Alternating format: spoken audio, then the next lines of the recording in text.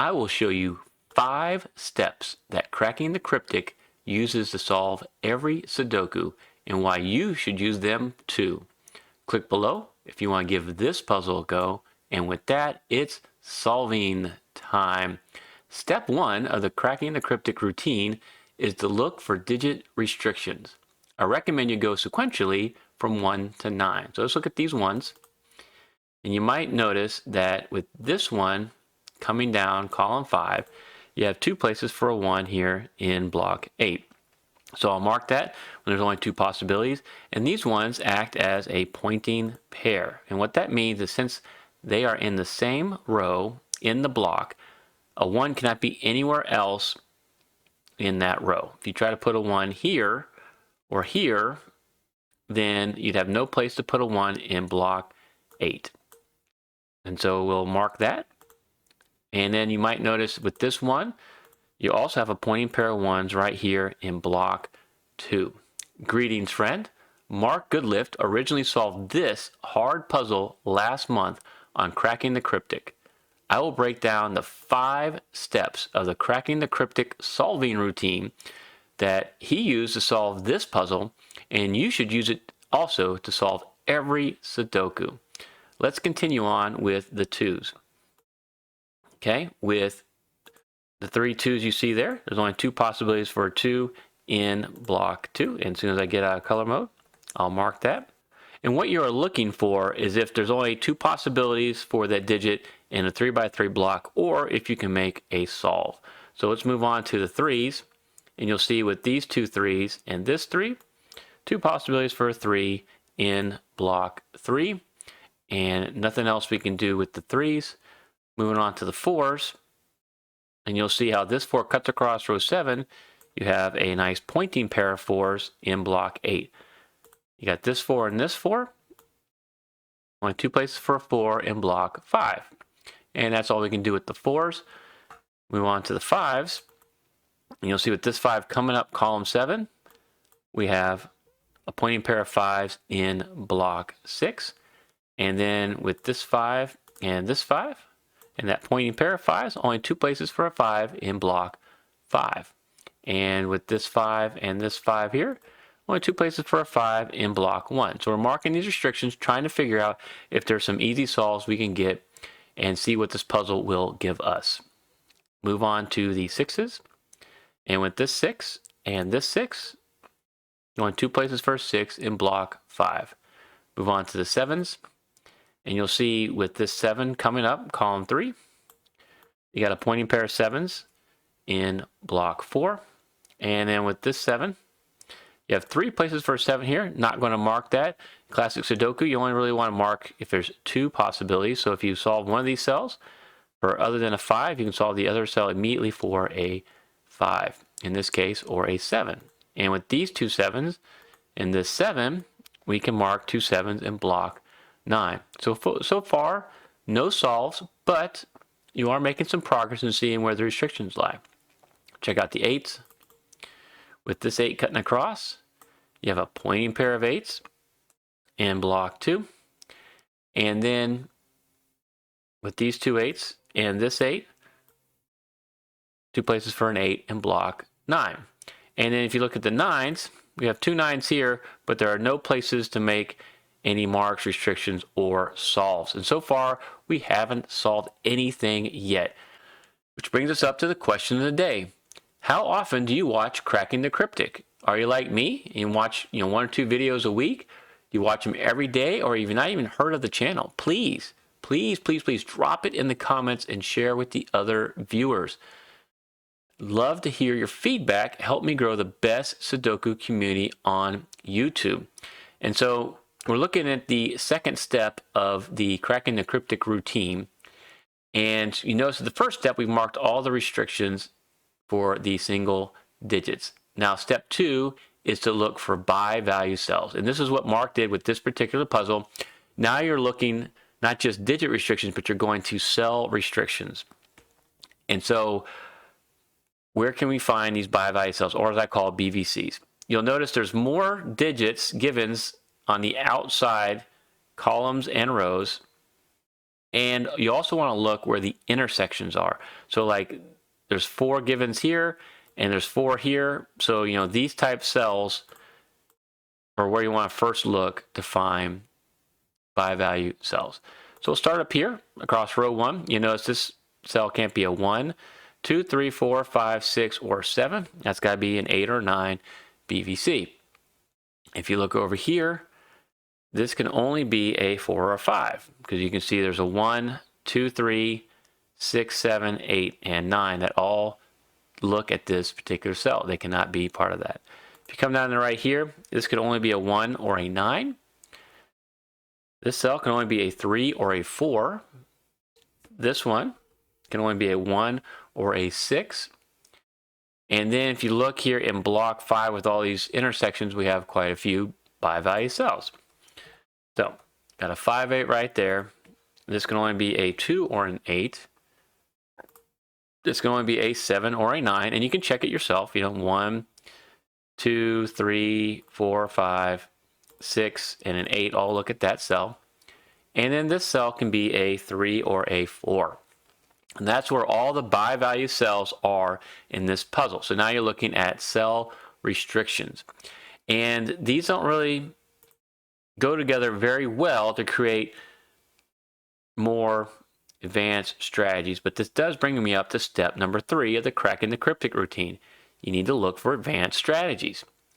And so you can look here at the buy value cells and you'll notice how scattered they are. They do not add up to any advanced strategies using the buy value cells. However, you need to think about the setter's intent. Thomas Snyder is a 3-time world champion Sudoku. He's great at making his own puzzles. He has his own website. I'll put a link to it below to check it out. He named this puzzle the loneliest number. So you think, what is the loneliest number?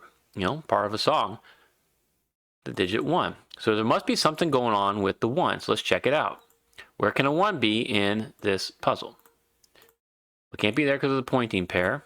It'll be in these spots, here and here because of that pointing pair, and here and there. Okay, and so we'll mark that in blue.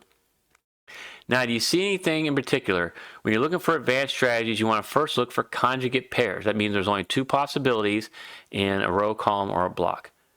You might notice here across row 1 and row 9, where can the 1s be? Only 2 places. Either 1's here. If it's not there, it has to be right there, right? That's a conjugate pair of 1s. In row 9, the same columns 1 and 9. A 1 either here or it's there. And so, in these orange cells, a 1 has to be here and here, or it's here and here. So what we found is a Sudoku X-wing. See how the X goes? Here and here, or here and here. And this is across the rows, are the base sets. There's no other 1s there. And what it means is you can eliminate a 1 in these columns, which are also known as the cover sets. So you can eliminate 1s from all of these cells. Now you might be saying, Timberlake, I see an X-wing right here in columns 3 and 7. And yes, that is an X-wing using these columns. It leaves exactly the same restrictions. You're still going to remove the 1s from these cells. I call that a symmetrical X-wing when you can do it with either the row or the column, leads to the same restrictions. And if you notice these 2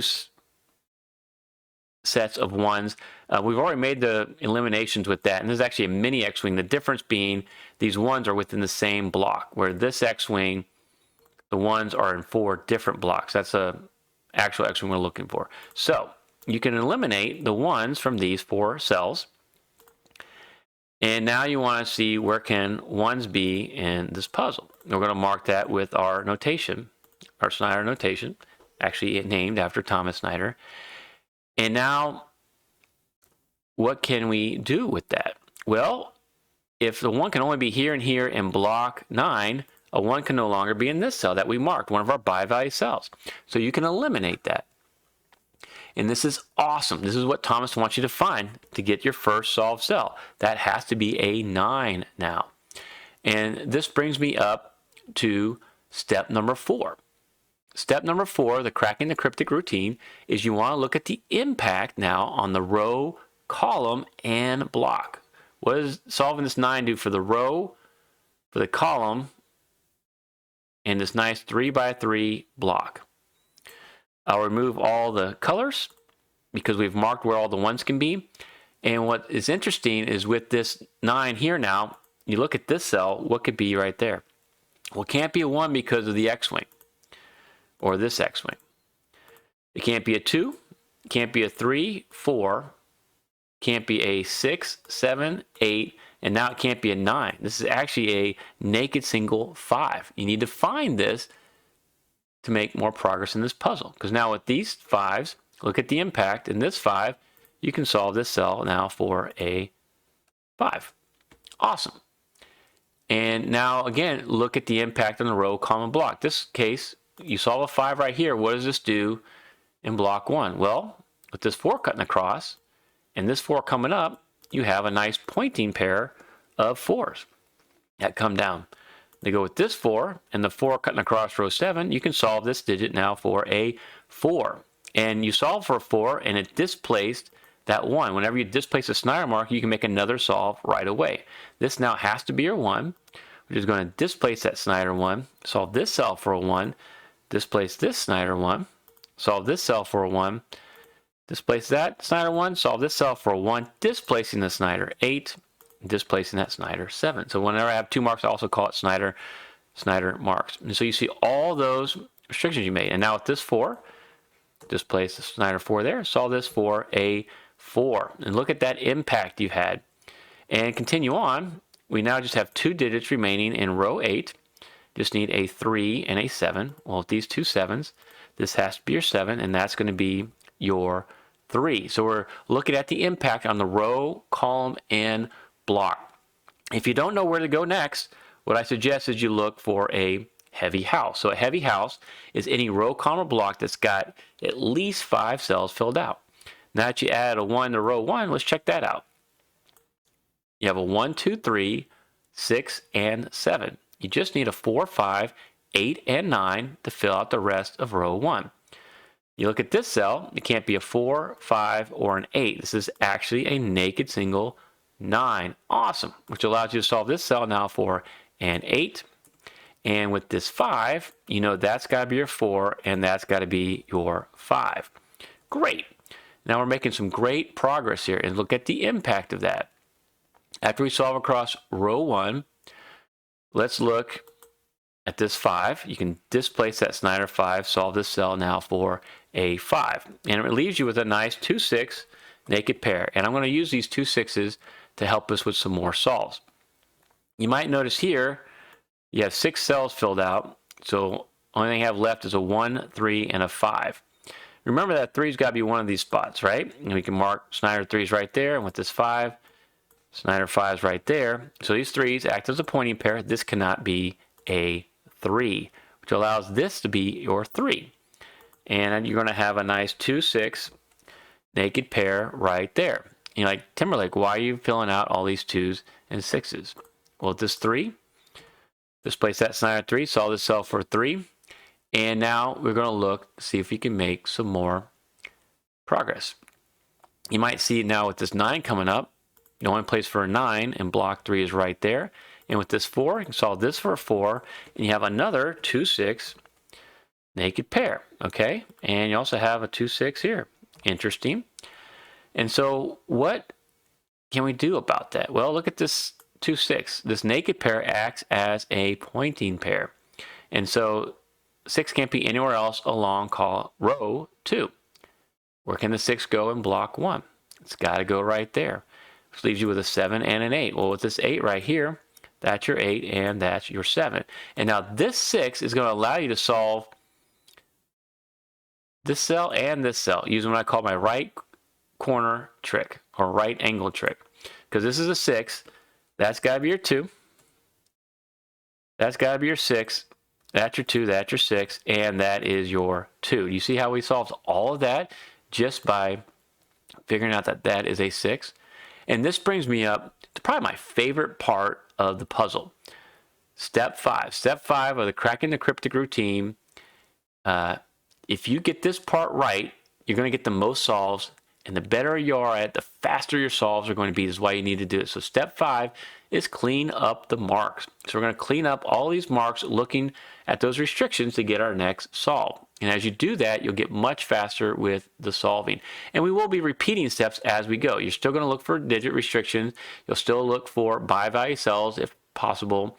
Advanced strategies if you get stuck anywhere, and then of course the row column block RCB restrictions and impact, and then this step 5, cleaning up those marks. So with this 7, let's clean up some marks here. Just place that 7, that's got to be your 7. And then with a full house here with 8 digits filled out, that's got to be a 6. So you can mark that as a 6. Right here, you just need an 8 and a 9. Got my 8 right there. Well, excuse me. You just need a 9 and a 6. Got my 6 right there. There's your 6, and there is your 9. You just need a 2 to finish block 9. So I'm looking here at these full houses because you know you can get immediate solves. With those 2 9s, this has to be your 9 right there. You got a 1, 2, 7 cutting across row 3. You got a 1 and 7 right there. So that's going to be your 2, and this is going to be a nice 1, 7 naked pair. Okay, where do you go next? Look at this heavy house we've been creating.